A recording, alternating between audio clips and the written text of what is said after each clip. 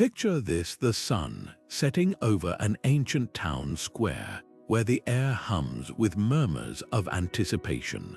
A crowd gathers, not for a festival or celebration, but to witness justice in its rawest form. In these moments, the line between order and spectacle blurred as societies turned punishment into public theater. What might seem shocking to us today was once a routine part of life, a way to reinforce rules, settle scores, and warn others against stepping out of line. From the cobbled streets of medieval Europe to the bustling markets of Mesopotamia, every civilization had its own way of saying, "Break the laws and face the consequences." But these punishments weren't just about pain or retribution. They were mirrors reflecting a society's deepest fears, values, and even its creativity when it came to maintaining control. Think about the last time you heard a story of crime and punishment, perhaps in a history book or a courtroom drama. Now, strip away the modern legal jargon, the lengthy trials, the appeals. What's left? A system stripped to its bare essentials, an act deemed wrong, and a response meant to set things right. Ancient towns didn't have prisons as we know them today. Instead, they had the stocks, the gallows, the branding iron. They had punishments designed to be seen, to be remembered, to send a message echoing far beyond the town gates. A thief might lose a hand, a liar might have their tongue cut out, and a rebel might find themselves staring down a bloodthirsty mob. These weren't just sentences, they were performances, carefully staged to remind everyone of the price of defiance. But here's what's truly fascinating. These ancient practices didn't just vanish with time. They evolved, leaving behind traces in the way we think about justice even now. The idea of punishment as a deterrent, that's ancient. The concept of public shaming, still alive in the digital age. As we journey through the shadowy corners of history, we'll uncover how the echoes of these old-world judgments linger in modern courtrooms, social norms, and even our collective imagination. So let's step into the past together, not as passive observers, but as detectives piecing together the clues of how justice was served and how it shaped the world we live in today. The story of crime and punishment in ancient towns isn't just a tale of brutality. It's a window into the human mind, revealing what we fear, what we value, and how far we'll go to keep the peace. Ready to uncover the secrets? Let's begin. Justice in ancient towns wasn't just a matter of balancing scales. It was a carefully crafted tool to keep society intact. Imagine living in a world where the law wasn't written on paper but carved into stone, where the gods themselves were thought to dictate what was right and wrong.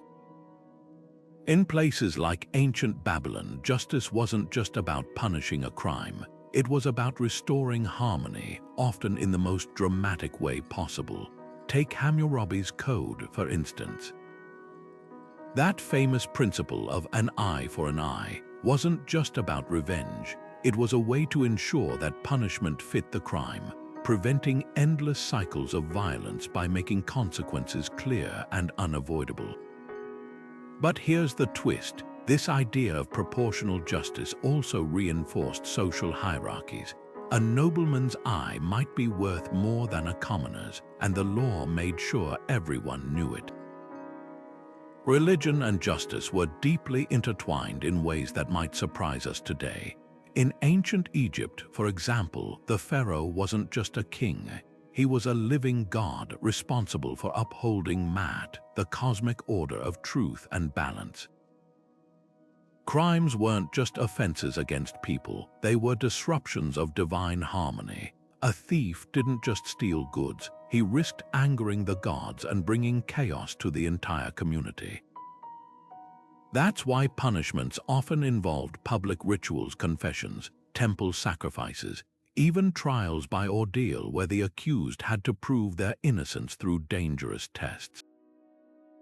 These weren't just legal proceedings, they were sacred acts meant to cleanse the community and restore balance. But what about places where justice wasn't handed down by kings or priests?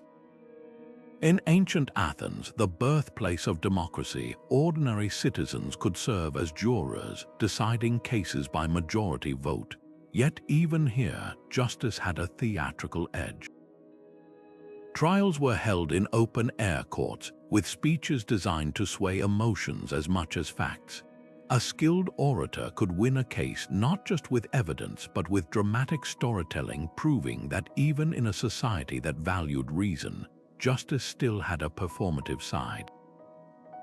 The thread connecting all these systems is their focus on the collective over the individual.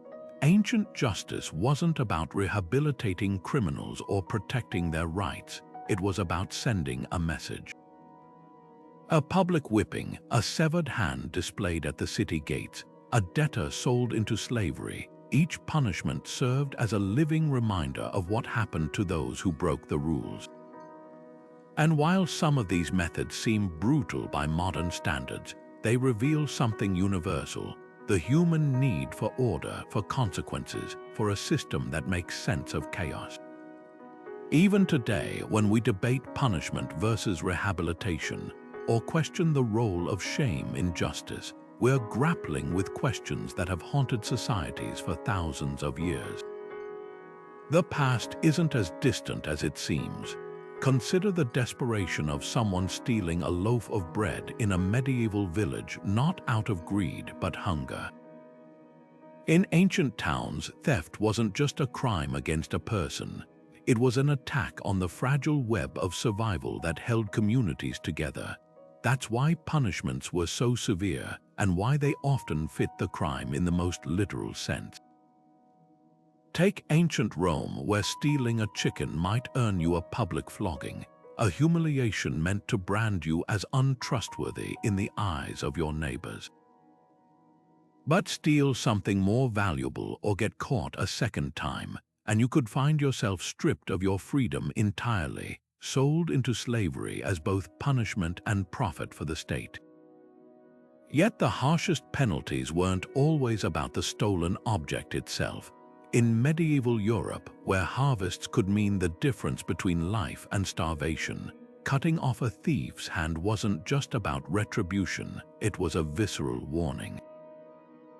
A missing limb was a permanent reminder to everyone: steal, and you'll lose the very means to work, to eat, to exist in society. But even here, status played a role. A nobleman caught pilfering might pay a fine, while a peasant faced mutilation. Justice wasn't blind, it peered closely at who you were before deciding your fate. What's striking is how these punishments reveal the anxieties of their time. In societies without banks or insurance, where a single bad season could doom a family, theft wasn't just inconvenient, it was existential. The loss of a cow could cripple a household, and so the punishment had to strike fear deep enough to prevent that first desperate act. But there's another layer. Public shaming was as much a part of the penalty as physical pain. A thief in the stocks wasn't just suffering, they were becoming a living lesson, their disgrace etched into the memory of every witness. These ancient responses to theft still echo today. Modern laws may not chop off hands, but the idea of punishment as deterrence, of making an example out of offenders, haunts our courtrooms. And just as in the past, the weight of justice often falls unevenly, depending on who you are and what you've stolen. The stakes may have changed, but the tension between survival, morality, and power, that's as old as civilization itself. Adultery wasn't just a personal betrayal in ancient societies. It was a seismic threat to the very foundations of family, property, and social order. Picture a world where marriage wasn't just about love, but about alliances, inheritance, and the careful transfer of wealth. In this context, an affair wasn't merely scandalous, it could destabilize entire lineages. That's why punishments for adultery were often so extreme, designed not just to penalize but to terrify. Take ancient Athens, where a husband who caught his wife's lover in the act had the legal right to kill him on the spot. The law wasn't just permitting violence, it was encouraging it, turning private heartbreak into a public spectacle of vengeance. But the brutality didn't stop there. In Babylon, under Hammurabi's code, adulterers faced a fate even more theatrical, bound together and thrown into the river to drown. This wasn't just execution, it was symbolism in its starkest form. The water would cleanse the community of their sin, while their shared fate served as a grim reminder that temptation came with a price. And yet, dig deeper, and you'll notice something unsettling. The law often treated women differently than men. A wife's infidelity was a capital offense, while a husband's affairs might be met with little more than a shrug. Why? Because women weren't just partners, they were property, vessels for legitimate heirs. Their loyalty wasn't about emotion, it was about ensuring that a man's wealth passed to his true descendants. The public spectacle of these punishments reveals another layer: shame as a weapon. In medieval Europe, adulterers might be paraded through town in a skimmington ride, pelted with rotten food while neighbors jeered. In some cultures, they were forced to wear symbols of their sin, a scarlet letter, a shaved head marking them as outcasts. This wasn't just about pain, it was about stripping away dignity, ensuring the offender's reputation never recovered. The message was clear: step out of line and you wouldn't just suffer, you'd be remembered. Yet even in these harsh systems, cracks appeared. Some societies, like ancient Egypt, allowed for divorce by mutual consent, hinting at a more nuanced view of marriage. And in rare cases, women could accuse men of adultery, though the consequences were rarely equal. These exceptions whisper a truth often drowned out by the harshest laws. Human relationships have always been messy, and no punishment could fully contain them. What's haunting is how these ancient fears still echo today, in the way we judge scandals, in the double standards that linger, in the visceral power of shame. The stones of the past may have crumbled, but the shadows they cast are long. Now imagine a world where words could be as deadly as daggers, where speaking against the gods wasn't just offensive, but a crime punishable by death. In ancient societies, blasphemy wasn't simply about disrespect. It was seen as an act that could bring down divine fury upon entire communities.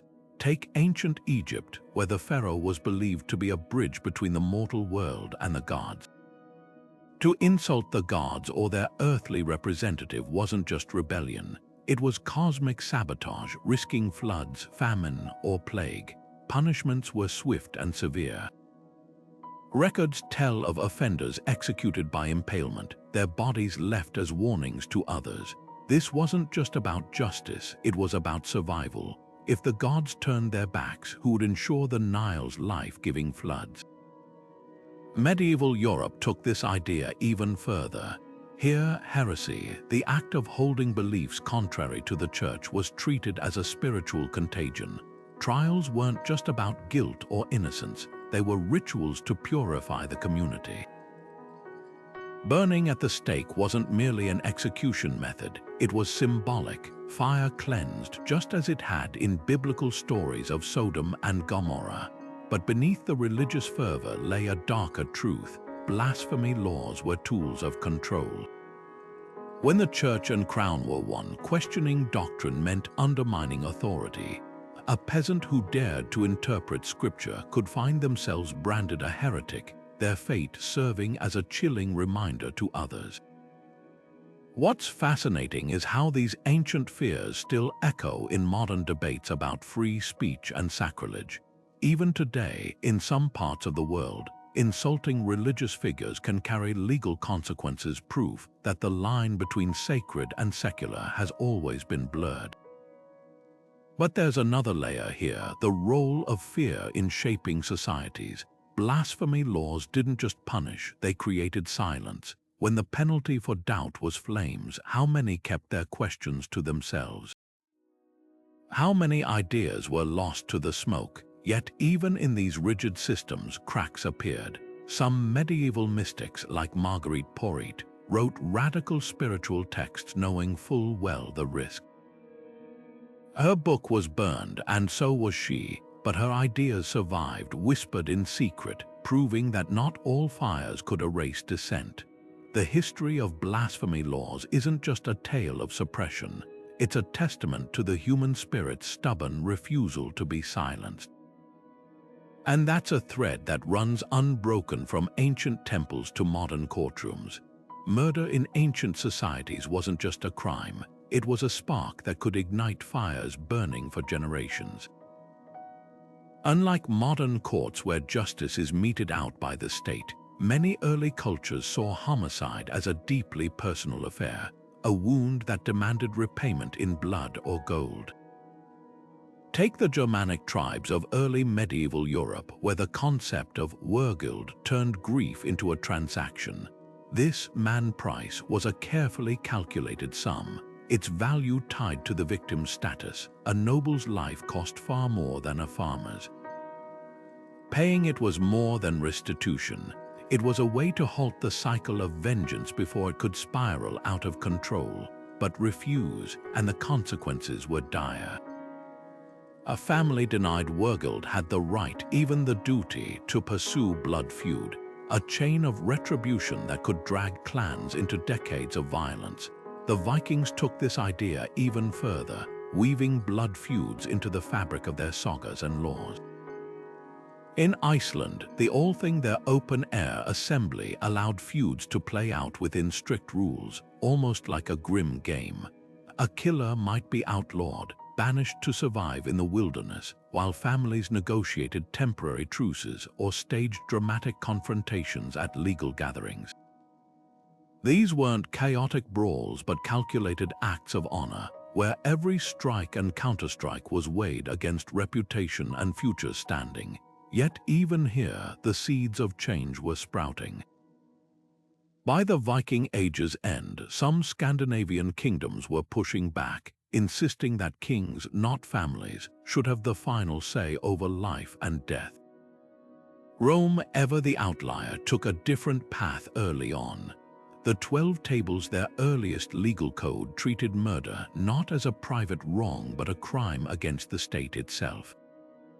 A Roman who killed without justification faced execution or exile, their fate decided by magistrates rather than mourning relatives. This shift wasn't just about fairness, it was about power. Centralized justice weakened the old clans, transferring authority from blood ties to courts and emperors. Yet even Rome couldn't fully escape the pull of vengeance. In the provinces, far from the forum's marble halls, local traditions of blood feud persisted, a reminder that old habits die hard. What's striking is how these ancient struggles mirror debates we still have today. When is justice served? When victims' families get closure, or when society imposes impartial punishment? Can a life ever truly be paid for, whether in gold or years behind bars? The tension between personal retribution and state control isn't some dusty relic. It's alive in every courtroom where a grieving family confronts a convicted killer. The methods may have changed, but the heart of the conflict remains. Who gets to decide what a life is worth? Treason wasn't just a crime, it was the unraveling of the social order itself, a knife aimed at the heart of kings and empires. In ancient societies where loyalty to the ruler was often equated with loyalty to the gods, betrayal carried a weight far heavier than mere disobedience. Take Rome's Tarpeian Rock, a cliff where traitors were hurled to their deaths. This wasn't just execution, it was symbolic erasure. The rock itself was named after Tarpeia, a figure from legend who betrayed Rome to the Sabines, and her punishment became a warning etched into the landscape. Every body that tumbled down that cliff reinforced a simple message. Disloyalty would leave no trace, not even a proper burial.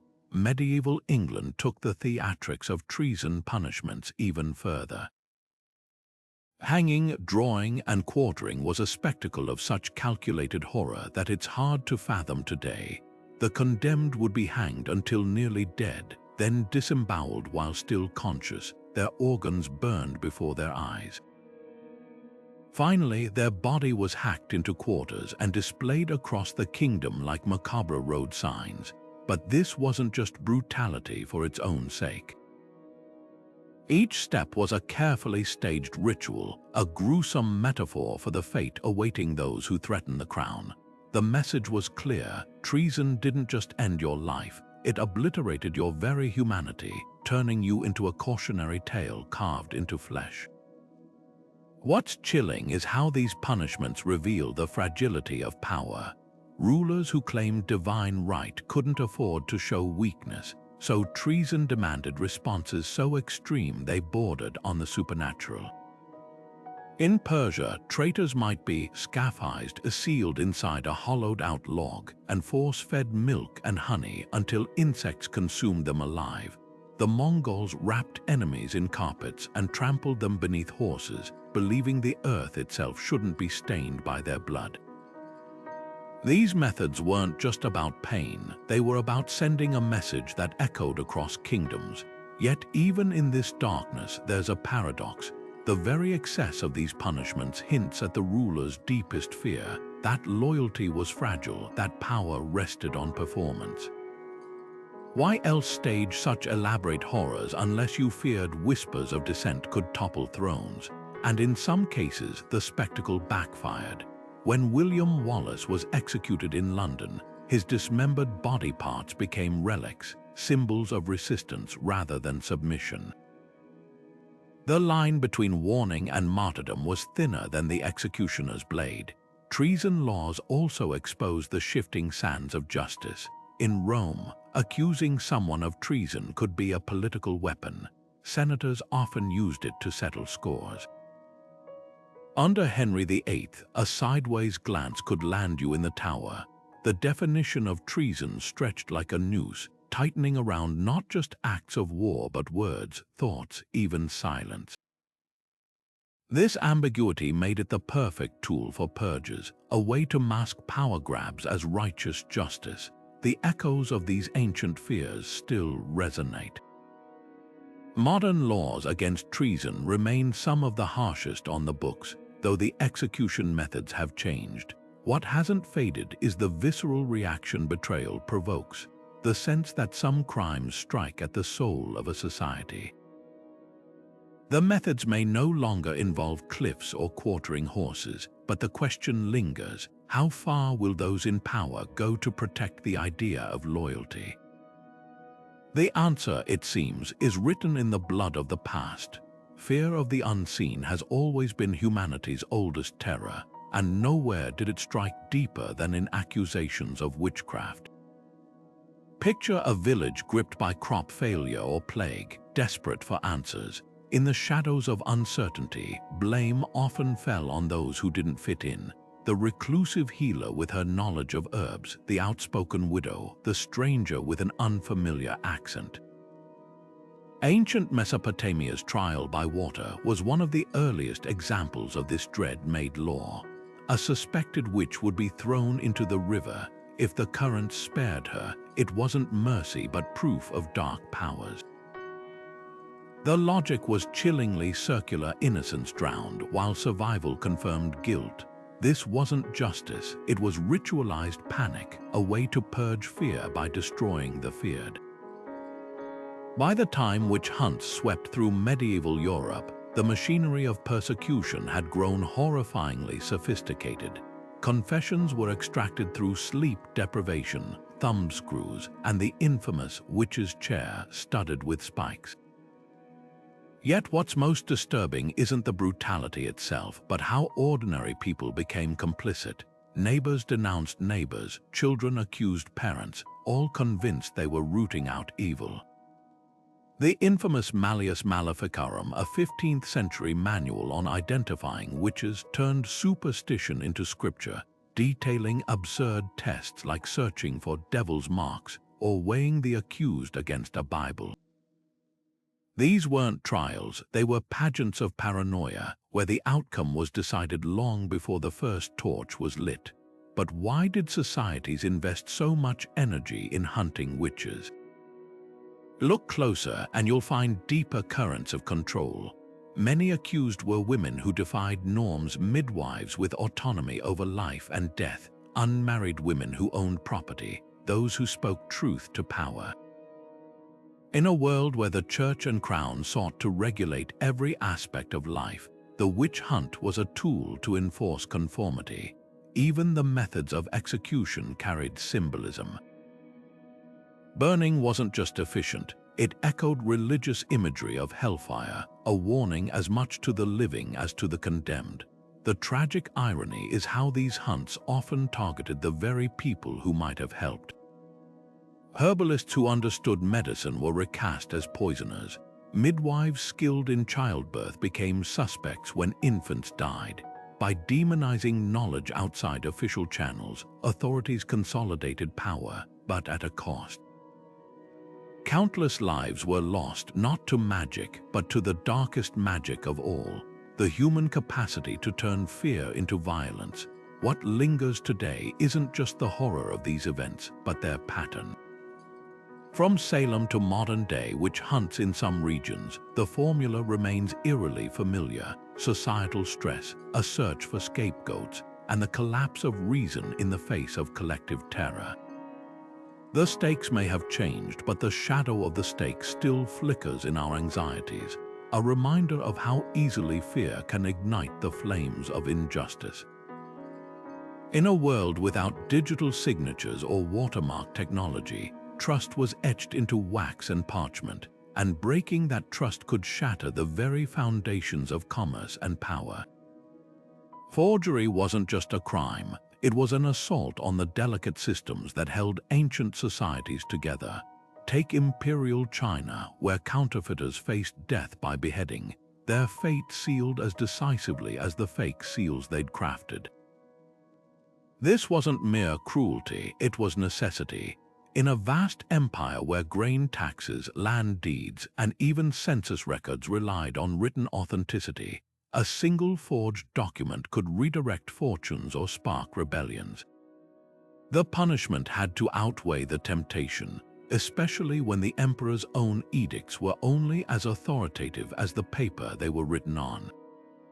Medieval Europe took a more hands-on approach quite literally.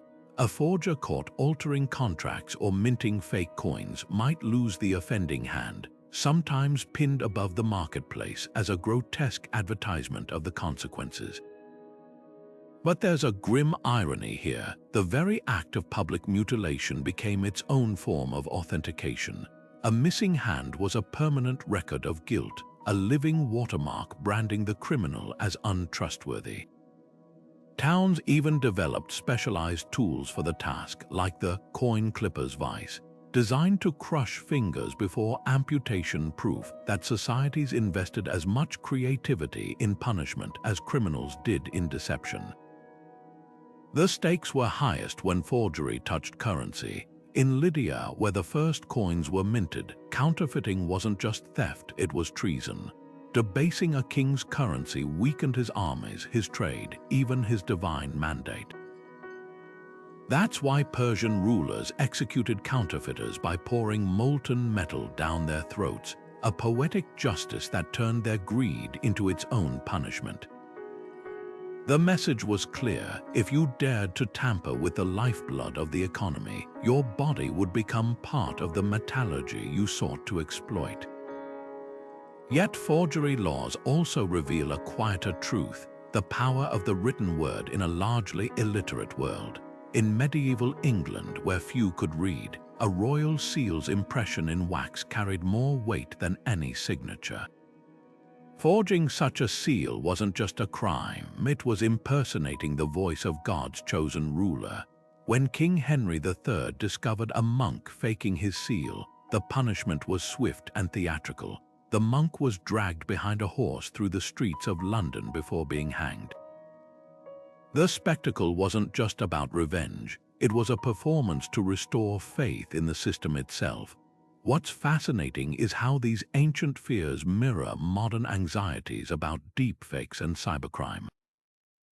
We still grapple with the same core question: how do you prove something or someone is real? The methods have changed, but the tension remains between trust and verification, between innovation and exploitation.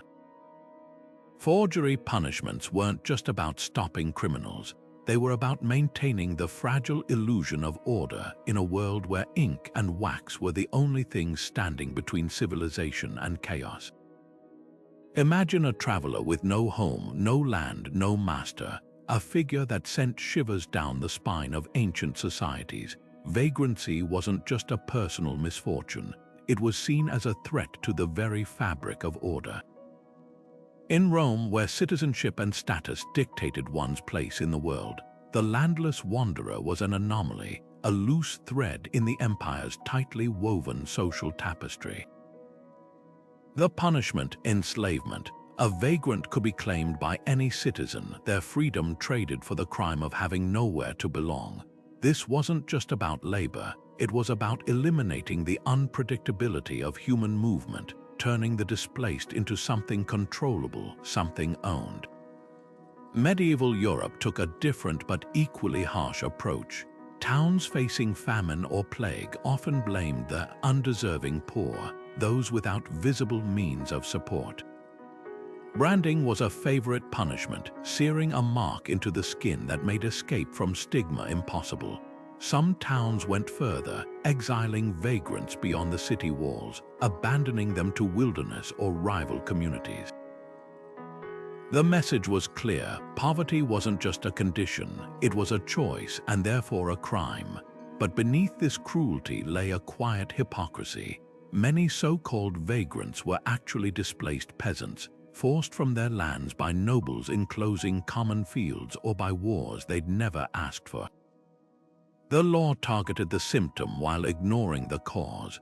What's revealing is how these punishments mirrored each society's deepest anxieties.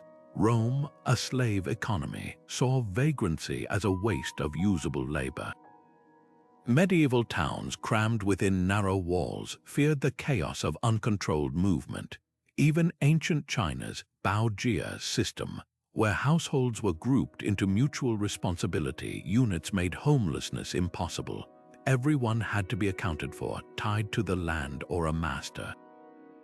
The unanchored person was a rogue element, a spark that could ignite unrest. Yet the most chilling aspect of vagrancy laws wasn't their brutality, it was their legacy. Centuries later, Victorian workhouses and modern anti-loitering ordinances echo the same principle, that poverty must be painful enough to force compliance. The branding iron may have disappeared, but the instinct to punish the poor for their circumstances remains. It's a thread connecting Roman slavers to modern policymakers who criminalize sleeping in parks or sharing food with the homeless. The targets change, but the pattern persists. When societies fear disorder, they first blame those with nowhere to stand.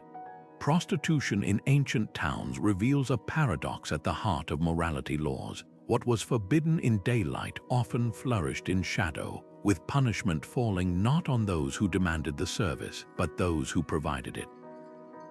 Take ancient Athens, where brothels operated legally near the bustling agora, their existence taxed and regulated like any other trade. The philosopher Solon even established state-run brothels with fixed prices, framing it as a public service to curb unchecked male desire. Yet this pragmatism came with layers of hypocrisy. While Athenian men could visit these establishments without shame, the women, often enslaved or foreign, faced permanent stigma, barred from marrying citizens or participating in religious rites. Their bodies were commodified, yet their humanity was erased. Medieval Europe swung violently in the opposite direction. Under church influence, prostitution transformed from tolerated vice to mortal sin. In London, sex workers were forced to wear striped hoods, branding them as visibly as a thief's missing hand. Public whippings were common, but the cruelty often masked economic motives. When authorities in Marseille banned brothels in the 13th century, it wasn't just morality at play. Local merchants resented the competition for valuable waterfront property. The punishments reveal a chilling pattern. Women bore the brunt of society's disgust while their clients walked free. Even the infamous stews of Southwark, London's sanctioned red light district, operated under rules that punished women for tempting men rather than holding men accountable. Yet the most telling detail lies in the exceptions. Some medieval towns designated specific streets for prostitution, not out of compassion but containment. Leaders feared that driving the trade underground would spread disease or provoke violence. In Venice, the Republic went so far as to honor high-end courtesans, who mingled with nobles and artists until the church's influence turned them into scapegoats. This push and pull between tolerance and repression wasn't about justice, it was about control. When plagues struck or famines tightened their grip, sex workers were among the first blamed, their bodies transformed into symbols of divine wrath. What's often overlooked is how these laws intersected with class and race. In ancient Rome, enslaved women had no legal right to refuse their masters, yet freeborn women caught in prostitution could lose their citizenship. In colonial Americas, indigenous and African women were disproportionately targeted by morality laws, their exploitation framed as moral failing rather than systemic violence. The echo of this hypocrisy lingers today in laws that still punish sellers far more harshly than buyers. The history of prostitution laws isn't just about sex. It's a mirror reflecting who holds power, who bears blame, and how societies weaponize morality to maintain order. From the marble steps of Athenian brothels to the whipping posts of medieval squares, one truth remains constant. The further a society pushes its shadows onto the vulnerable, the more it reveals about itself. A hungry peasant crouches in the pre-dawn mist, his fingers trembling as they brush against the snare he set in the royal forest. In this moment, the line between survival and crime vanishes because in the eyes of the law, the deer he's caught doesn't belong to the forest or even to God. It belongs to the king. Across ancient and medieval societies, poaching wasn't just theft. It was a direct challenge to the social order itself, a crime that revealed who really owned nature's bounty. The penalties were brutal precisely because they weren't about protecting animals, they were about protecting power. Take Norman England after the conquest, when William I declared vast swaths of land, royal forest, off limits to anyone but the nobility. A peasant caught with a bow near these woods might lose his right hand, ensuring he could never draw a string again. Kill a deer, and the punishment escalated to blinding or even hanging. These weren't idle threats. The Domesday Book records entire villages razed for defying forest laws. Yet what's striking is the hypocrisy beneath these edicts. While peasants faced mutilation for taking a single rabbit, nobles would stage massive hunts, slaughtering hundreds of animals for sport. The disparity was the point. Wildlife existed not as shared resources, but as living symbols of aristocratic privilege. The cruelty of these laws becomes even clearer when you consider who they targeted. Starvation was a constant specter in medieval winters, and venison wasn't a luxury, it was calories, protein, survival. Records from 13th century France tell of mothers caught smuggling hare meat under their skirts to feed children, only to have their hands crushed in iron presses. In Saxon Germany, poachers might be sewn into the freshly skinned hides of their kills and left for dogs to maul, a grotesque pantomime of the animal behavior they'd supposedly embraced. These punishments weren't just deterrents, They were morality plays, reinforcing the idea that nature's gifts flowed downward from the mighty, never upward from the soil. Yet poaching laws also exposed the fragility of elite control. In England's Sherwood Forest, the legend of Robin Hood crystallized a deeper truth. Many saw poachers not as criminals, but as folk heroes resisting tyranny. Communities often sheltered offenders, and some forests had secret tunnels or coded whistles to warn of approaching gamekeepers. The very brutality of the punishments hints at how widespread defiance must have been. Why else threaten a man's eyesight for a loaf of bread's worth of meat? What's haunting is how these ancient injustices echo today. Modern debates over hunting rights, land access, and conservation often trace back to these same divides. Who gets to profit from nature and who gets punished for trying to survive? The royal forests may be tourist attractions now, but the question remains when the powerful fence off the earth's bounty. Can taking scraps ever really be a crime? The answer, it seems, depends on which side of the fence you're born on. Debt in the ancient world wasn't just a financial burden, it was a shackle that could drag entire families into generations of servitude. Picture a farmer in ancient Babylon, his fields parched by drought, forced to borrow grain just to feed his children. When the harvest failed again, the debt didn't vanish, it multiplied, swallowing his future whole. Under Hammurabi's code, creditors could seize not just his land, but his wife, his sons, even his own freedom. The law called it debt bondage, but in reality, it was slavery by another name, a system where poverty became hereditary. What began as a temporary lifeline turned into a life sentence, with interest rates so steep that repayment was mathematically impossible.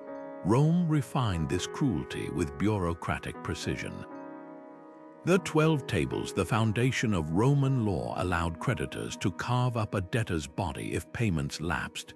Literally, the infamous part secanto clause permitted lenders to take a pound of flesh proportionate to the unpaid sum.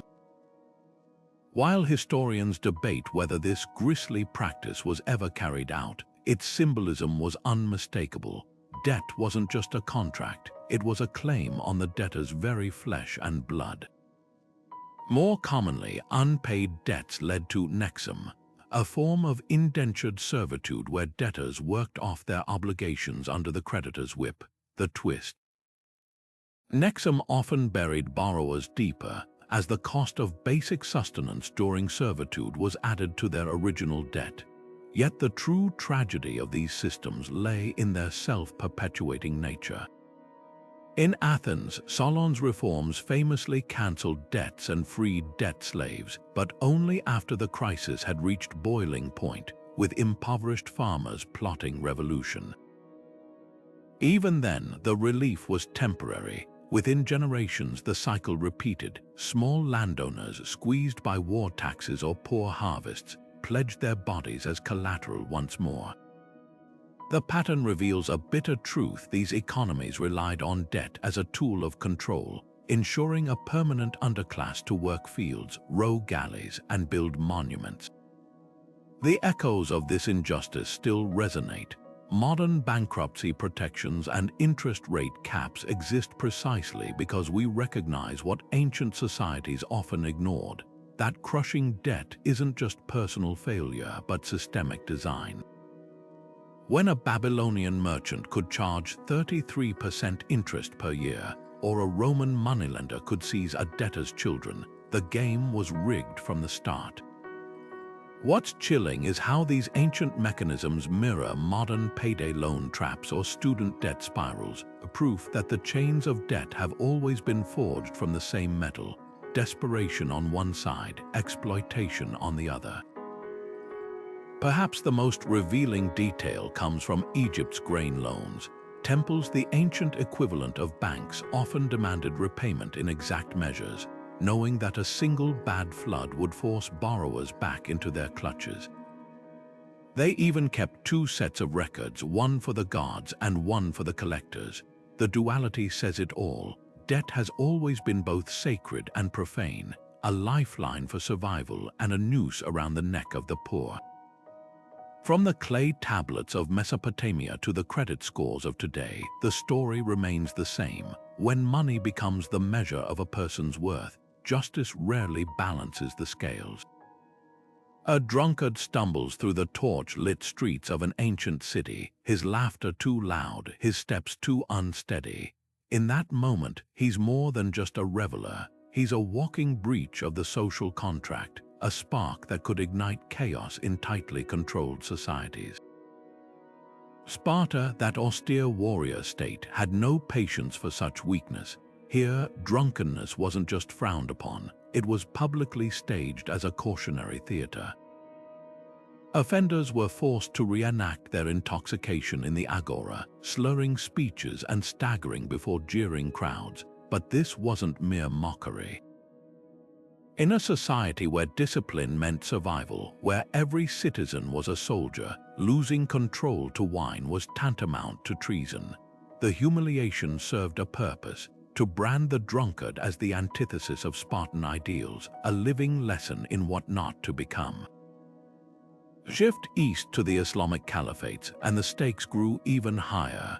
Under Sharia law, public intoxication could earn you 80 lashes, a punishment drawn from religious texts condemning alcohol as the mother of all evils. The whip wasn't just inflicting pain, it was scrubbing away spiritual impurity. Yet dig deeper and you'll find a glaring contradiction. While the poor faced the lash, elites often sipped wine in private courtyards, their indulgence shielded by walls and wealth. The Abbasid caliphs themselves famously hosted poets and philosophers in wine-soaked salons, proving that prohibition, then as now, was never absolute, just unevenly enforced. The hypocrisy cuts sharper when you examine who bore the brunt of these laws. In medieval Europe, taverns were social hubs for the working class, where ale flowed freely after backbreaking labor.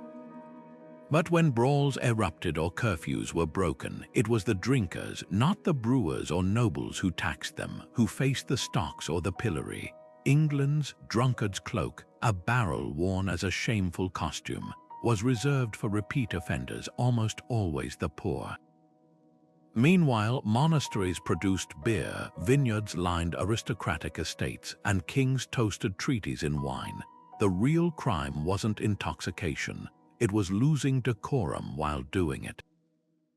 Beneath these punishments lay a primal fear that alcohol could dissolve the fragile glue holding societies together. In ancient China, the Zhou dynasty executed officials caught drunk on duty, believing their impairment threatened cosmic harmony. Norse sagas warned that mead could turn heroes into oath breakers. Every culture that punished drunkenness shared this unspoken dread, that when minds fogged with drink, hierarchies could blur, secrets could spill, and the ruled might forget their place. Yet for all their severity, these laws often failed. From the speakeasies of prohibition to the back alley taverns of dry towns, humans have always found ways to drink. The harsher the punishment, the more inventive the workaround.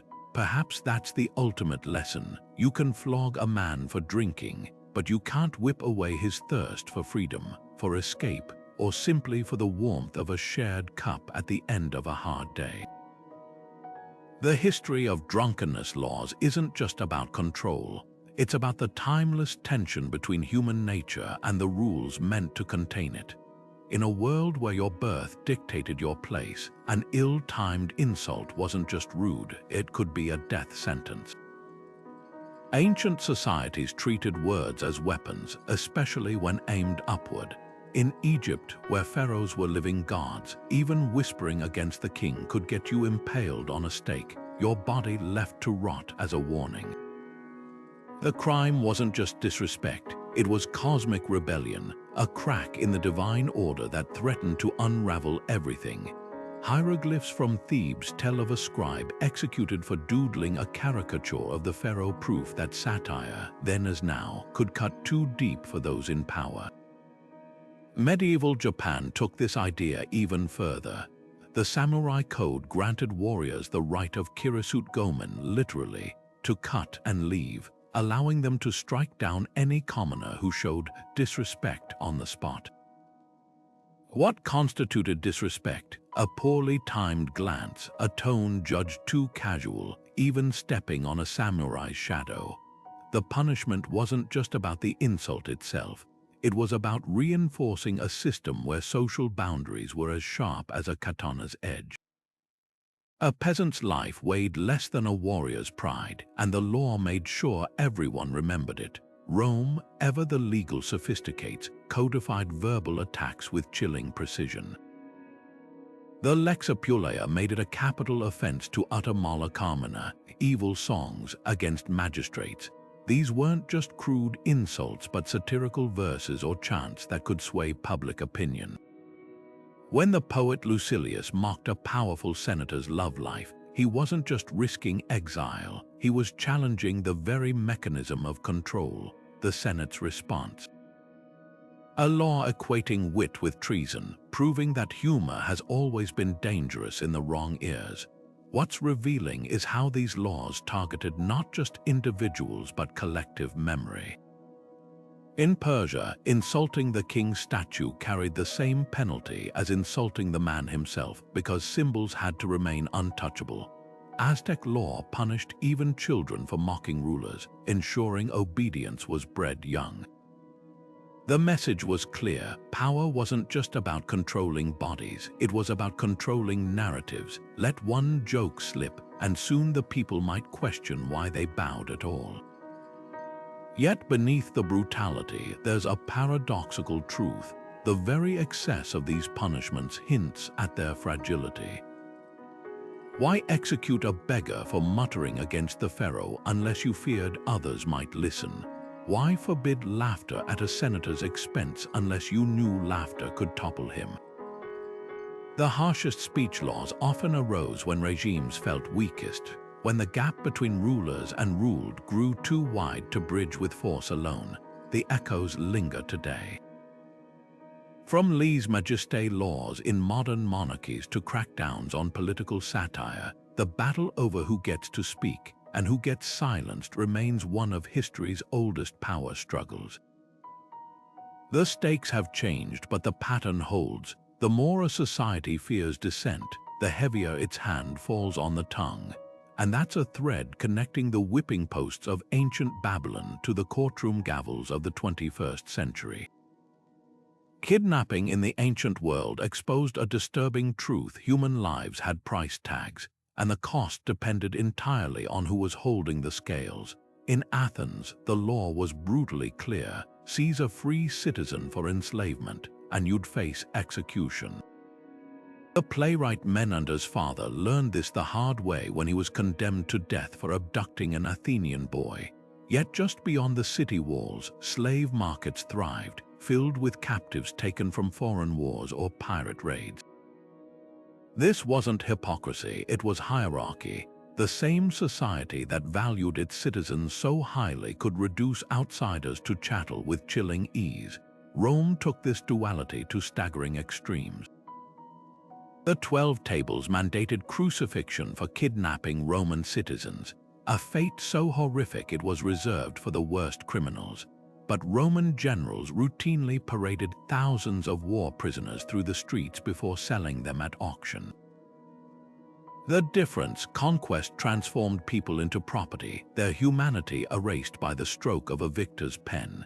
Even children weren't spared. Archaeologists have found slave collars from imperial Rome engraved with promises of reward for returning runaways, some as young as 6. The message was clear: freedom wasn't a right but a privilege granted by power. The Vikings, often romanticized as explorers, were equally ruthless in their commodification of people. Raids across Europe and beyond weren't just about silver, they were human harvests. Dublin's slave market became one of the largest in Europe, where Norse traders sold Irish captives to buyers as far away as Constantinople. What's chilling is how matter-of-fact these transactions were. Icelandic sagas recount disputes over kidnapped women settled with blood money payments. as if calculating the worth of a life were no different than haggling over livestock. Yet even in these brutal systems, glimmers of resistance flickered. The Hebrew Bible's condemnation of man stealing, punishable by death, stood in stark contrast to neighboring cultures. Jewish law made no distinction between abducting a foreigner or a fellow Israelite. All were equally sacred. And in West Africa, the Mali Empire under Mansa Musa imposed harsh penalties for kidnapping free Muslims, though tragically, these protections didn't extend to non-Muslim prisoners of war. The most haunting legacy of these laws lies in their contradictions. Societies that prized their own freedom often built it on others' bondage. A Phoenician merchant could lose his hand for stealing a child from Tyre, then sail to Carthage and purchase a dozen Gallic slaves without a second thought. This cognitive dissonance wasn't accidental. It was the foundation of economies that relied on dehumanization to function. From the galleys of Athens to the plantations of Carthage, the ancient world's greatest achievements were often underwritten by stolen lives. The laws against kidnapping didn't protect people. They protected property rights, drawing arbitrary lines between those who mattered and those who didn't. What lingers isn't just the cruelty, but how these ancient rationalizations echo through history. The same mental gymnastics that justified taking war captives in Rome resurfaced during the transatlantic slave trade, and even today in human trafficking networks. The core question remains, when does a person stop being a person and become a commodity? The answer, it seems, has always depended on who's holding the ledger. Fire was the ancient world's most feared weapon, a force that could erase homes, livelihoods, even entire neighborhoods in minutes. In tightly packed cities where wooden beams and thatched roofs pressed shoulder to shoulder, a single spark could become a death sentence for hundreds. That's why arson wasn't just a crime, it was an act of war against the community itself. Rome's punishment was as brutal as it was symbolic. Arsonists were burned alive, their screams echoing the agony they'd inflicted. The law didn't just seek justice, it demanded symmetry, turning the criminal's body into a mirror of their destruction. But Rome's harsh penalties were only part of the story. Across medieval Europe, towns enacted fire prevention laws that shaped daily life in ways we'd find unimaginable today.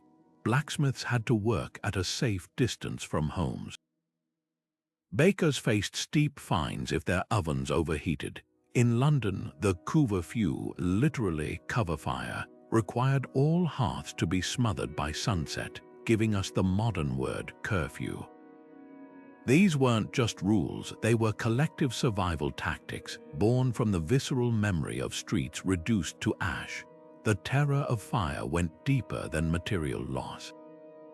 In societies where homes held generations of family history, where a single building might shelter grandparents, tools, grain stores, and heirlooms, arson struck at identity itself. Norse sagas describe entire feuds sparked by burned halls, not just for the property destroyed, but for the ancestral spirits displaced. When a Lombard king ordered an arsonist sewn into a leather sack with a rooster, a viper, and a dog before being thrown into a river, he wasn't just executing a criminal, he was staging a ritual to cleanse the land of their malevolent energy. What's revealing is how these punishments expose ancient anxieties about chaos. Fire didn't discriminate between rich and poor, pious and sinful. It consumed indiscriminately, mocking humanity's illusions of control. That's why some towns took prevention to extremes. In 16th century Germany, suspected arsonists might be subjected to fire ordeals, forced to hold red-hot irons to prove their innocence. The logic was circular. If your burns healed cleanly, God had spared you. If they festered, your guilt was confirmed. Like so much of ancient justice, it was less about truth than restoring a sense of order amid vulnerability. Yet for all the terror it inspired, fire also revealed community resilience. After London's Great Fire of 1666, rebuilding efforts included wider streets, brick construction, and public water pumps, innovations born from collective trauma. The same societies that burned arsonists alive also came together to douse flames, passing buckets hand to hand in human chains stretching to the river. This duality captures the heart of ancient justice, the balance between brutal punishment and communal care, between fearing destruction and rebuilding anew. The embers of these old fears still glow today, not in our laws, but in our unshakable understanding that some wounds strike deeper than flesh. They burn away the illusion of safety, leaving only the raw truth. Civilization has always been just one spark away from starting over. Corruption slithered through the halls of ancient power like a poison no law could fully eradicate, yet the punishment for getting caught was as theatrical as the crimes themselves. In China's Tang dynasty, officials convicted of embezzling state grain faced death by slow slicing, a gruesome process where their flesh was carved piece by piece in public view. The spectacle wasn't just about pain, it was a performance of imperial virtue, a way for emperors to distance themselves from the rot within their own administrations. But behind the bloody displays lay a darker truth. These executions often targeted political enemies under the guise of righteousness. When a minister fell from favor, suddenly his accounting books would be scrutinized with newfound zeal, his corruption revealed just in time to justify his removal. Rome's approach was equally cynical. The Lex Julia de Repetundis, a law against provincial governors extorting bribes, sounded noble in theory. In practice, it became a weapon for senators to sabotage rivals. A governor like Verres, Cicero's notorious adversary, could pillage Sicily for years until his greed crossed the wrong faction. Then exile awaited, not in some barren wasteland, but often in comfortable villas where other disgraced elites sipped wine and plotted comebacks. The punishment wasn't about justice, it was about reminding the powerful that overreach came with consequences, so long as you'd made more enemies than allies. What's striking is how these ancient systems mirrored the corruption they claimed to fight. Byzantine emperors appointed Criti, judges tasked with rooting out graft only for the Criti themselves to demand bribes for expediting cases. Aztec officials overseeing tribute collection would skim maize and cocoa, knowing their superiors were doing the same up the chain. The hypocrisy wasn't accidental, it was baked into the structure. Punishment served as pressure valves, sacrificing a few bad apples to maintain the illusion of integrity while the orchard rotted. Yet some societies attempted genuine reform. The Qin dynasty's legalist philosophy held that harsh, universal penalties could deter graft, hence officials caught taking bribes faced forced labor building the Great Wall. Ottoman sultans periodically purged their bureaucracy, hanging viziers whose wealth too openly dwarfed their salaries, but even these crackdowns had limits. For every corrupt official punished, 10 more learned to hide their spoils better or ensured their cut flowed upward to protect their necks. The most revealing detail lies in what went unpunished. Roman senators could legally demand gifts from foreign delegations, while Chinese magistrates expected customary fees for basic services. These weren't seen as bribes but as perks of office, proof that corruption's definition flexed to serve the powerful. When justice did strike, it often fell on minor players, the tax collectors shaking down peasants, not the minister taking kickbacks from silk merchants.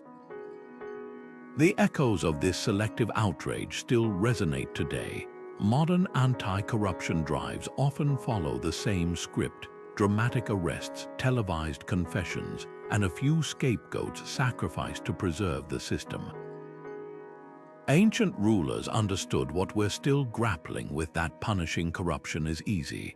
Rooting it out, that requires dismantling the very structures that keep the powerful in place. From the marble courts of Rome to the neon-lit boardrooms of the 21st century, the game hasn't changed. Only the players have. Desertion wasn't just a personal betrayal in ancient armies. It was an existential threat that could unravel an entire campaign. Picture a Roman legion stretched thin along the Rhine frontier, where the difference between order and chaos rested on the unbroken line of shields. When even one soldier slipped away under cover of night, the act sent ripples of panic through the ranks. That's why Rome's answer wasn't just punishment, it was psychological warfare against its own troops. The infamous practice of decimation, selecting every 10th man in a disgraced unit by lot and bludgeoning him to death by his comrades, wasn't about justice. It was about primal terror, a reminder that loyalty wasn't optional.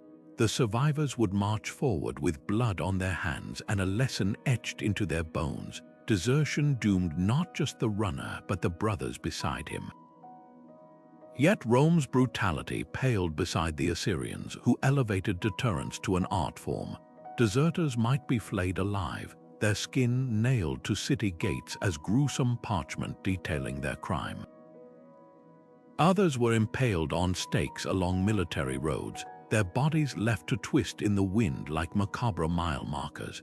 These weren't executions, they were road signs for the living, spelling out the price of cowardice in flesh and bone. Even more chilling was the calculated imbalance. While deserters died screaming, heroes received lavish rewards, extra rations, land grants, even ceremonial armor. The message was clear: the army would buy loyalty with gold or extract it with pain, but it would never be optional. The paradox lay in the system's own fragility. Harsh discipline created obedient soldiers, but also festering resentment. Athenian hoplites, who fought shoulder to shield for their city-state, faced lighter penalties, exile or property confiscation, because their loyalty was tied to citizenship. But mercenary armies like Carthage hired Iberians or Persia's 10,000 immortals, relied on terror precisely because their fighters had no patriotic ties. The more disposable the soldier, the crueler the punishment. What's rarely acknowledged is how often these measures backfired.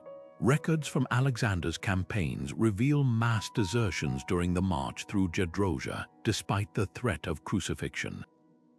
Napoleon later noted that for every soldier deterred by draconian laws, another was pushed toward rebellion. The tension between fear and morale became a pendulum. Swing too far toward brutality, and you might win battles but lose the war. The echoes of this dilemma persist. Modern militaries still grapple with balancing discipline and cohesion, though the tools have changed. Where ancient commanders used the whip and the stake, today's officers rely on courts martial and dishonorable discharges. But the core question remains: how do you make someone stand their ground when every instinct screams to run? The answer, it seems, has always been written in blood, somebody else's. A newborn's cry pierces the night air, then falls silent, not from natural causes, but by deliberate choice. In societies where survival was a daily calculation, infants deemed unfit often never made it home from the riverbank or hillside where they were left. Infanticide wasn't just a crime in many ancient cultures, it was an open secret, a grim solution to the pressures of poverty, disability, or gender bias. Rome's practice of expositio, abandoning unwanted babies, wasn't even illegal for centuries. Fathers could legally discard newborns by leaving them in public places where death or slavery awaited. The law didn't punish the act, it regulated it, requiring abandonment to happen before the child was named or accepted into the household. This wasn't cruelty for its own sake, it was cold pragmatism in a world where every mouth to feed strained limited resources. The selectivity of these tragedies reveals deeper societal fractures.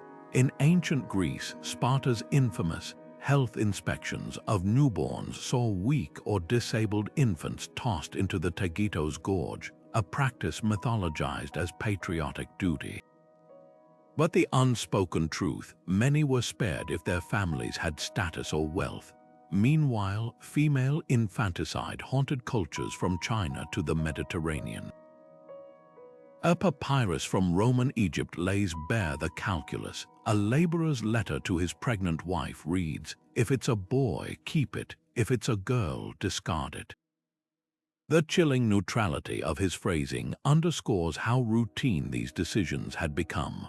What's striking isn't just the prevalence of infanticide, but how punishments, when they existed, followed cultural priorities. The Code of Hammurabi punished accidental infant death during a struggle, but said nothing about deliberate exposure. Conversely, ancient Hindu texts like the Manusmriti condemned killing girls due to dowry fears, yet evidence suggests the practice persisted. The disconnect between law and reality hints at a painful truth. When survival hung in the balance, morality often bent to necessity. Christianity's rise marked a turning point, but not immediately. Early church fathers like Tertullian railed against infanticide as pagan barbarism, yet it took centuries for laws to shift. By the 4th century, Roman emperors like Valentinian punished exposure as murder, less out of sudden compassion than to align with Christian doctrine. Even then, enforcement was spotty. In Visigothic Spain, a law required parents to present newborns to local priests, proving they hadn't been drowned or smothered. The very need for such a rule speaks volumes about how deeply the practice endured. The most haunting aspect, these weren't monsters making these choices, they were desperate people. Skeletal evidence from Roman sewers and Celtic bogs tells stories of disabled infants lovingly wrapped before burial, suggesting guilt mingled with resignation. A Bronze Age grave in Austria holds the remains of twins, one healthy, one with a severe skull deformity, buried together with equal care. Such finds complicate our judgments, forcing us to confront an uncomfortable question.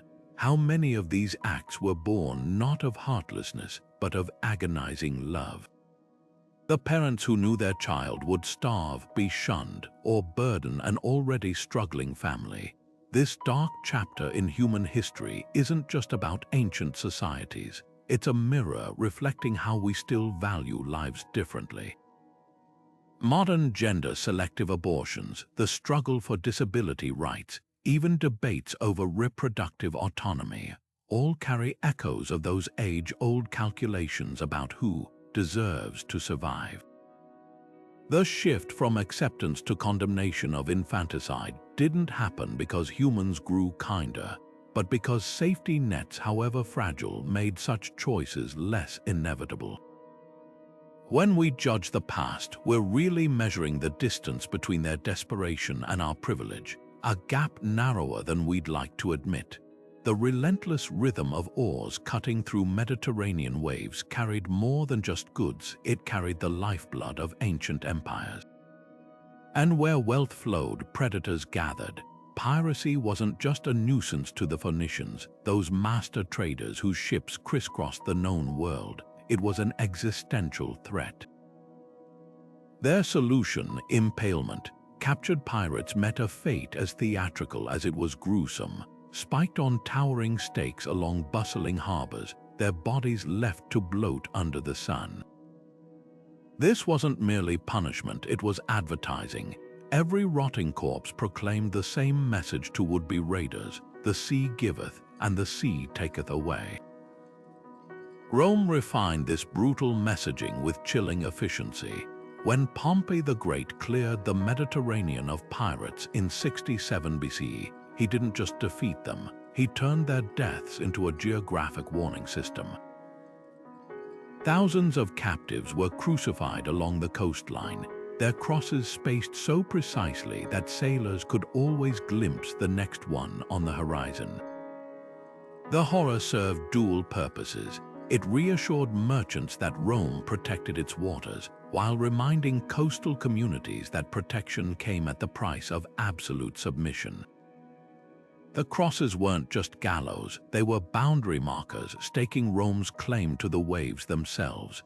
Yet beneath the spectacle lay a sophisticated legal innovation, the earliest seeds of maritime law. Rhodes, that powerhouse of ancient trade, pioneered naval codes so fair that even Rome adopted them. Their rules governing shipwrecks, salvage, and piracy weren't just about justice, they were about predictability. A merchant in Alexandria needed to know whether a storm-tossed cargo belonged to its owner or the fisherman who dragged it ashore.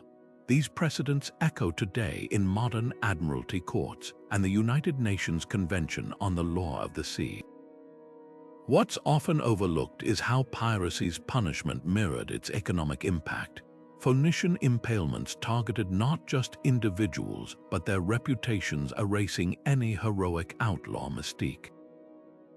Roman crucifixions transformed pirates from feared raiders into powerless symbols, their suffering dwarfed by the empire's might. Even the Vikings, later masters of opportunistic raiding, reserved their cruelest fates for rivals who disrupted trade routes. The infamous Blood Eagle ritual, though debated by historians, symbolically turned a pirate's lungs into sails, a grotesque metaphor for the lifeline they'd threatened. The true legacy of these ancient anti-piracy measures isn't just in their brutality, but in their recognition of the sea as a contested space. From Rhodes' maritime courts to the pirate hunting clauses in medieval Hanseatic League treaties, each attempt to control the waves acknowledged a truth we still grapple with. Beyond the shoreline, the old rules don't apply. That tension between freedom and control, chaos and commerce, still fuels debates over modern piracy from Somalia to the Strait of Malacca. The methods have changed, but the stakes remain as high as they were when Phoenician merchants first weighed anchor, glancing warily at the horizon where law ended and the abyss began. A cow collapses in the scorching Egyptian sun, its ribs heaving from exhaustion, a sight that would land its owner in hot water under Pharaoh's laws. While we often picture ancient societies as indifferent to animal suffering, some of humanity's earliest legal codes reveal a surprising thread of compassion woven into the fabric of justice. Take the Nile Delta's bustling workyards, where overseers faced fines or even beatings for driving oxen beyond their limits. These weren't mere property protections. Temple records describe rituals where overworked beasts were given rest days and medicinal herbs, as if their labor carried a moral weight beyond economic value. Cross the Indus River to ancient India, and the ethical landscape shifts even more dramatically. Hindu texts like the Mahabharata didn't just discourage animal cruelty, they framed it as a cosmic offense. A verse from the epic warns that the sin of killing a cow clings to the killer like a shadow, invoking rebirth as a diseased outcast. But here's the twist: this compassion was deeply tied to spiritual beliefs rather than modern notions of animal rights. Cattle were sacred not because they could feel pain, but because they symbolized abundance, motherhood, even the earth itself. Harming them wasn't just unkind, it was an attack on the divine order. Yet for all their nobility, these early protections had glaring blind spots. Egyptian penalties spared temple cats but turned a blind eye to the mass slaughter of ibises for mummification. Hindu texts prohibited cow slaughter yet said nothing about battlefield horses whipped into frenzy. The inconsistency reveals a hard truth. Ancient animal ethics were rarely about the creatures themselves, but about what they represented. Livestock might be shielded from cruelty because they pulled plows, while wild animals faced unchecked hunting because they threatened crops. The most fascinating exceptions come from unexpected corners. Buddhist Emperor Ashoka's rock edicts from the 3rd century BCE banned animal sacrifices and established forest sanctuaries, not for religious reasons but out of genuine empathy. All beings desire happiness, one proclamation reads, sounding eerily modern.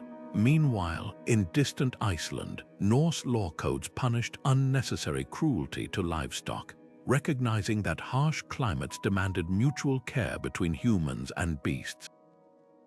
These scattered glimmers suggest that while religion often shaped animal laws, practical survival and flashes of moral insight played their part too. What's haunting is how these ancient contradictions mirror our own. Today's society condemns puppy mills but tolerates factory farms, protests whale hunting while bulldozing habitats. The through line isn't progress or regression, it's the eternal human struggle to define whose suffering counts.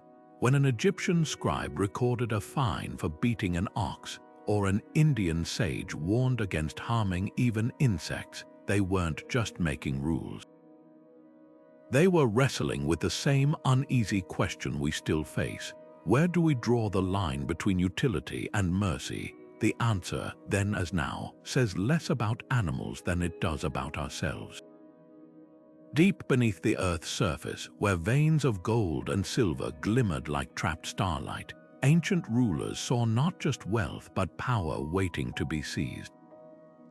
Illegal mining wasn't merely theft in these societies. It was an act of rebellion against the very order that kept kings in their palaces and peasants in their fields. The Inca Empire, with its sun-worshipping emperors, treated gold as the sweat of their divine ancestor, Inti. To steal it wasn't just a crime, it was sacrilege. Workers caught pilfering even a nugget faced execution by being hurled into a deep pit, their bodies left as offerings to the earth they'd violated. The punishment was poetic in its cruelty. Those who dug too greedily would become one with the ground they sought to plunder. Medieval Europe took a more bureaucratic but equally ruthless approach. Kings declared all mineral rights their divine entitlement, a doctrine known as the royal prerogative. A peasant stumbling upon a seam of iron ore couldn't so much as chip a piece off without risking the removal of something far more precious, his hands. The logic was nakedly economic. Metals meant coinage, and coinage meant armies. Controlling the mines wasn't about fairness. It was about ensuring that every sword, every coin, every ounce of influence flowed through the crown's fingers first. But the real ingenuity of these systems lay in their indirect control. The Inca didn't just punish thieves, they made extraction itself a form of worship. Miners toiled in shifts under watchful priests, singing hymns as they worked, transforming back-breaking labor into a sacred duty. In contrast, Europe's monarchs outsourced brutality, granting mining barons like the Fuggers of Germany license to enforce the law with private militias. The result was the same, a terrified workforce that viewed the earth's riches as a forbidden fruit, always dangling just out of reach. The echoes of these ancient monopolies still reverberate today. Modern conflicts over blood diamonds or rare earth minerals trace their roots to these early systems of control. The players have changed, corporations instead of kings, stock markets instead of royal treasuries, but the game remains eerily familiar. Those who dig die poor, those who own the rights grow richer, and somewhere in between, the earth itself pays the highest price, stripped bare by generations of hunger for what glitters. The only real difference, today's mines are deeper, the profits vaster, and the chains, though invisible, just as unbreakable. In the shadowy backstreets of ancient Babylon, a merchant crushes chalk into a potion, passing it off as a remedy for fever. Little does he know, his deception carries a death sentence under Hammurabi's code, one of history's earliest examples of consumer protection. The law wasn't just punishing fraud. It was drawing a line in the sand between commerce and carnage. If a patient died from counterfeit medicine, the penalty was clear: If a physician makes a large incision with an operating knife and kills him, they shall cut off his hand. This wasn't mere brutality, it was societal triage, recognizing that fake cures could unravel public trust faster than any plague. Medieval Europe took this vigilance further, transforming apothecaries into quasi-sacred spaces. In 13th century Salerno, the first medical school in Europe required pharmacists to swear oaths akin to physicians, vowing to never adulterate medicines for greed's sake. Venetian inspectors conducted surprise raids, checking for diluted ingredients or substituted herbs. The punishment for offenders, public pillorying with their fake remedies hung around their necks, followed by permanent exile. The message was unambiguous. Tampering with health wasn't just dishonest, it was an attack on the body politic itself. What's remarkable is how these ancient systems grasped a truth modern regulators still champion, that healthcare fraud exploits desperation. Roman law under Emperor Augustus mandated that sellers of fake antidotes face the same fate as poisoners, crucifixion. The connection was deliberate. Both crimes preyed on vulnerability, turning fear into profit. Even the famed Greek physician Galen railed against traveling charlatans who peddled cures made of honey and sawdust, noting dryly that their remedies killed more than the Furies ever could. Yet for all their severity, these early protections had glaring gaps. While Babylonian laws punished negligent doctors, they said nothing about the root gatherers who might misidentify poisonous plants. Medieval statutes regulated apothecaries but ignored the flea market healers selling dragon's blood potions to the poor. The divide between official medicine and folk remedies created a dangerous gray area where exploitation thrived. The most telling detail lies in who enforced these laws. In Islamic Golden Age cities like Baghdad, the Mutazib, a cross between a market inspector and a moral guardian, tested medicines by administering them to animals first. If a donkey given a strengthening tonic collapsed, the vendor faced fines or flogging. This pragmatic approach recognized that consumer safety wasn't just about punishment, it required proactive vigilance. These ancient battles against medical fraud reveal a paradox. Societies with no understanding of germs or biochemistry still grasped that healing required trust.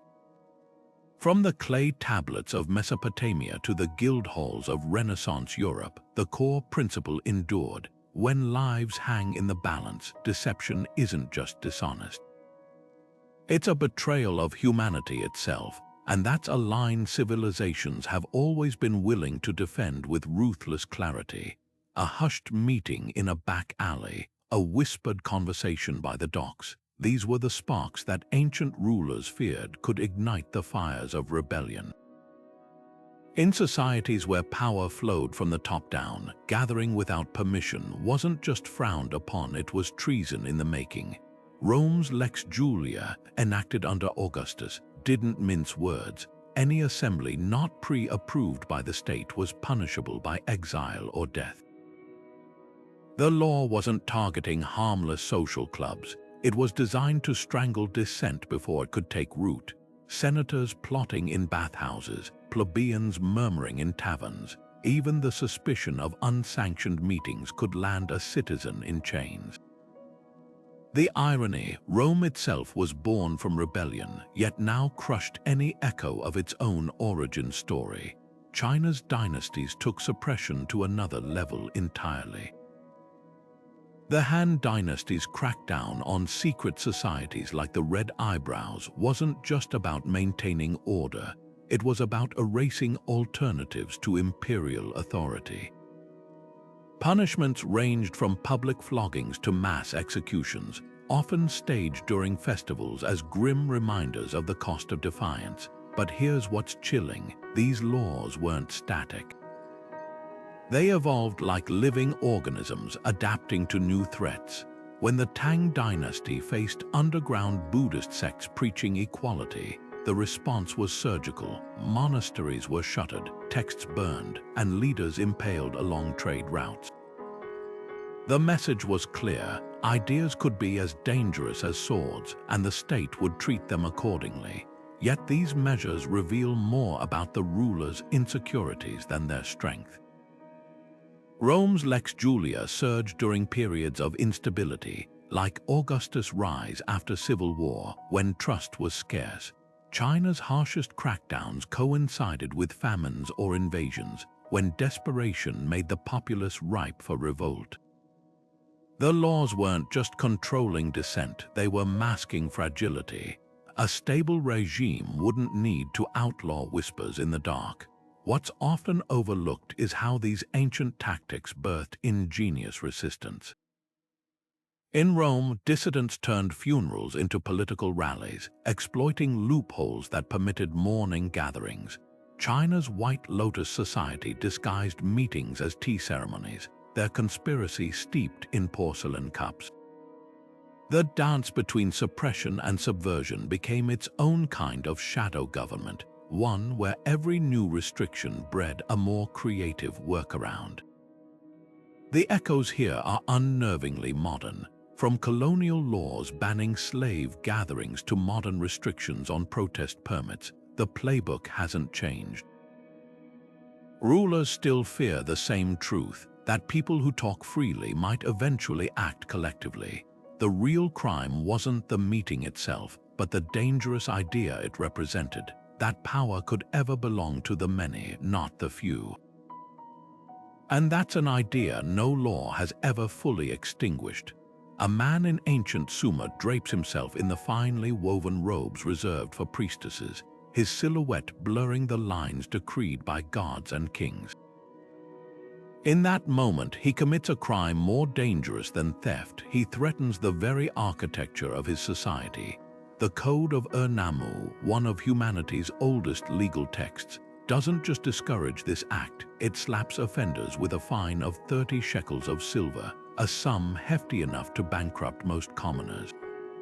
But the punishment wasn't about the fabric itself. It was about preserving a world where every thread of identity had its predetermined place. When gender roles unraveled, so too did the hierarchies they upheld. Medieval Europe weaponized this fear with terrifying creativity.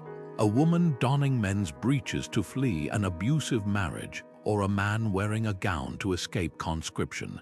These acts weren't just personal choices, but existential threats to the divine order. The Church branded cross-dressing as heresy, a sin akin to denying God's design. In 1483, the Spanish Inquisition burned Eleonora von Aragon at the stake not for witchcraft, but for deceiving the world by living as a man for decades. Her real crime, surviving too well in a role society denied her. The flames that consumed her weren't just purging a person, they were scorching away the possibility that identity could be fluid. What's revealing is how these laws intersected with power. Sumerian finds targeted men adopting feminine attire, not the reverse, reflecting a panic about masculinity's perceived fragility. Conversely, medieval Europe reserved its harshest punishments for women who usurped male privileges, like Joan of Arc, whose choice of armor became evidence of demonic influence. The imbalance speaks volumes. When women crossed the gender divide, they challenged political structures. When men did, they undermined cultural ones. Both were intolerable to rulers whose authority relied on fixed categories. Yet for all their brutality, these punishments couldn't stamp out defiance. Ancient Greek theater thrived on men playing female roles, while Norse sagas celebrated shield maidens who fought alongside warriors. Even the Church's draconian edicts couldn't erase the existence of communities like the Femminile in Naples. Biological men living as women, tolerated in certain festivals as living reminders of pre-Christian traditions. These exceptions expose the cracks in rigid systems, places where human complexity refused to be legislated away. The deepest irony lies in what these societies feared most: that a change of clothes could unravel their world. In punishing cross-dressers, they admitted a terrifying truth, that gender wasn't a divine mandate but a performance, and performances, no matter how strictly scripted, always leave room for improvisation. From Suma's silver fines to the Inquisition's pyres, the harshest laws often betray the weakest illusions. In the hushed stillness of a Roman villa, a nobleman raises a cup of hemlock to his lips not by order of the state, but by his own hand. To modern eyes, this might seem a private tragedy, but in antiquity, suicide wasn't just personal. It was a crime against the gods, the community, and the very fabric of order. Rome's laws stripped self-killers of dignity even in death, denying them proper burial rites. Their bodies were tossed into unconsecrated pits outside city walls, left to rot without markers or mourning. This wasn't about punishing the deceased, it was about sending a message to the living. A society built on discipline and destiny couldn't tolerate the ultimate act of defiance, choosing one's own exit. The reasoning ran deeper than mere control. Roman Stoics like Seneca famously argued that a dignified death could be rational, yet the law disagreed. Why? Because suicide threatened the economic and military machinery of the state. A soldier falling on his sword to avoid capture was one thing. A debtor taking his life to escape creditors was another. The latter left unpaid debts and destabilized commerce. By desecrating suicide's remains, Rome aimed to deter acts that could ripple through families and businesses, leaving chaos in their wake. Even the method mattered. Those who hanged themselves were treated most harshly, as the noose symbolized cowardice and abandonment of civic duty. Medieval Christianity turned this dread divine. The Church declared suicide a mortal sin worse than murder. At least homicide left room for repentance. Dante placed suicides in the seventh circle of hell, their souls transformed into gnarled trees eternally pecked by harpies. Civil laws followed theology's lead. Corpses were dragged through streets, staked at crossroads, or buried with rocks on their chests to prevent restless spirits from rising. These macabre rituals weren't just about damnation, they were about containment. In a world where the afterlife was as real as the fields peasants tilled, a suicide soul was seen as a contaminant, a rogue spark that could invite demonic wrath upon the whole village. Yet hypocrisy lurked beneath the surface. While paupers who took their lives were desecrated, martyrs who embraced death for faith were venerated. Saints like Pelagia of Antioch, who leapt from a roof to preserve her chastity, were celebrated, not condemned. The difference: narrative control. A death that reinforced church authority was holy, one that asserted individual agency was heretical. This double standard reveals the unspoken truth: these laws weren't protecting souls. They were enforcing conformity, ensuring even in despair, people bowed to institutional power. The echoes of these ancient fears still whisper today. Modern debates over euthanasia and mental health care often circle the same questions. Who controls the boundary between life and death? When does personal choice become societal threat? The stakes have changed, but the tension remains between compassion and control, between the individual's darkness and the community's need for light. From Rome's unmarked graves to the stained glass hagiographies of martyrs, history reminds us that the way a culture treats suicide says less about the dead than about the living and the power they cling to. The hushed exchange of scrolls in a moonlit courtyard, the coded message sewn into a merchant's cloak, these were the quiet acts that could topple empires. Espionage in the ancient world wasn't just a crime.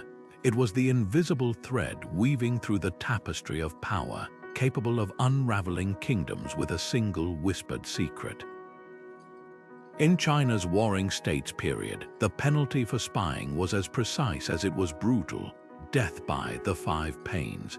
This methodical execution involved amputating limbs one by one before the final blow, a grim metaphor for dismantling the spy's network piece by piece. But the cruelty wasn't arbitrary. It reflected a chilling understanding that information was the ultimate currency, more valuable than gold or armies.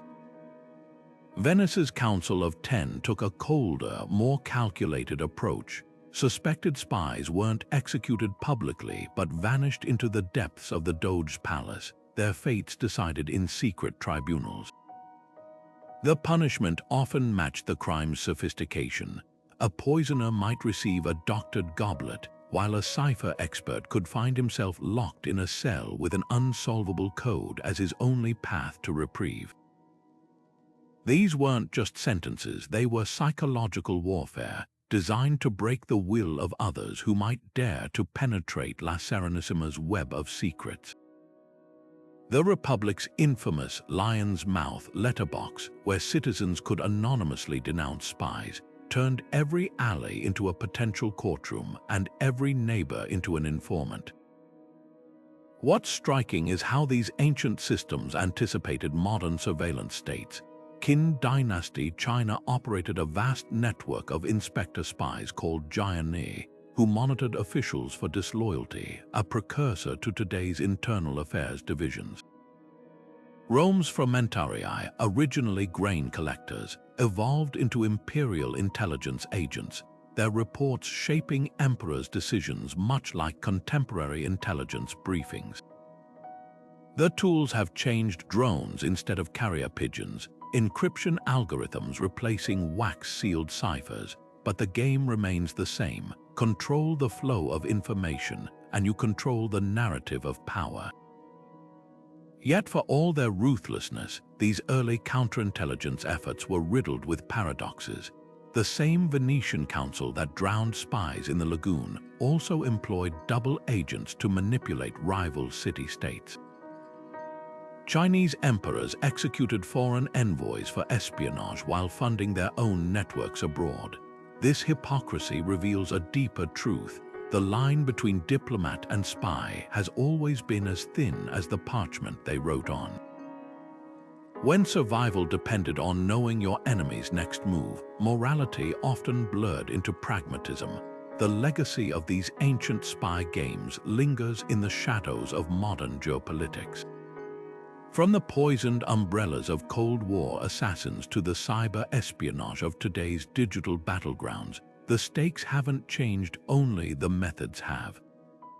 What the Qin dynasty understood, and what modern governments still grapple with, is that secrets are the scaffolding of power, and those who dare to climb it, whether in ancient silk robes or modern hacking gear, will always face the same choice: rule the game or be crushed by it. From the stocks of medieval market squares to the execution grounds of ancient empires, the story of crime and punishment is really the story of societies trying to impose order on chaos. These laws weren't arbitrary, they were mirrors reflecting what each culture feared most. A society struggling with famine would punish grain hoarders mercilessly. A kingdom built on divine rule would treat blasphemy as a cosmic emergency. Even the most brutal punishments made a twisted kind of sense when viewed through the lens of survival and stability. Take something as seemingly straightforward as theft. Today, we might see stealing as a crime against property, but in ancient Babylon, it was an attack on the fragile trust holding communities together. When Hammurabi's code demanded a thief's hand, it wasn't just about revenge, it was about creating a visible, unforgettable deterrent in a world without surveillance cameras or police patrols. The missing limb wasn't just a penalty, it was a walking advertisement for the consequences of breaking the social contract. Yet for all their harshness, these systems planted the seeds of modern justice. The concept of proportional punishment, like the eye for an eye principle, wasn't just about brutality. It was an early attempt to standardize consequences, to prevent unchecked vengeance from spiraling into endless blood feuds. The public nature of trials in Athens, where ordinary citizens could serve as jurors, hints at the first stirrings of democratic accountability. Even the grisly spectacle of executions served a purpose. In a world without mass media, justice had to be seen to be believed. What's fascinating is how many of these ancient anxieties still shape our laws today. The fear of collective harm that led to draconian punishments for arson or poisoning echoes in modern anti-terrorism statutes. The distrust of outsiders that made medieval towns brand vagrants now resurfaces in immigration debates and the theatrical shaming rituals of the past. They've migrated online, where social media platforms have become the new pillory, complete with digital mobs doling out instant, often disproportionate justice. But here's the crucial difference. We've slowly shifted from punishing bodies to rehabilitating minds. The transition from mutilation to imprisonment, from public torture to private correctional facilities, marks more than just changing sensibilities. It reflects a fundamental rethinking of what justice should accomplish. Ancient punishments asked, how can we make them pay? Modern systems at least attempt to ask, how can we prevent this from happening again? As the echoes of these old systems linger in our courtrooms and legal codes, they challenge us to confront uncomfortable questions. How much of our own justice system is rooted in genuine fairness versus outdated fears? When we debate three strikes laws or the death penalty, are we having a modern conversation or replaying ancient arguments in contemporary costumes? The past doesn't just inform our present, it holds up a mirror to our blind spots. So the next time you hear about a controversial legal decision or a heated debate over punishment, remember, these aren't just abstract ideas. They're the latest chapters in humanity's oldest struggle, the balance between order and mercy, between deterrence and humanity. The journey from Bronze Age codes to constitutional rights has been long and messy, but every step reveals something essential about who we are and who we aspire to be. If this exploration of justice through the ages resonated with you, let's keep the conversation going. Drop your thoughts in the comments, and don't forget to subscribe for more deep dives into the shadows of history. After all, understanding where we've been is the first step to figuring out where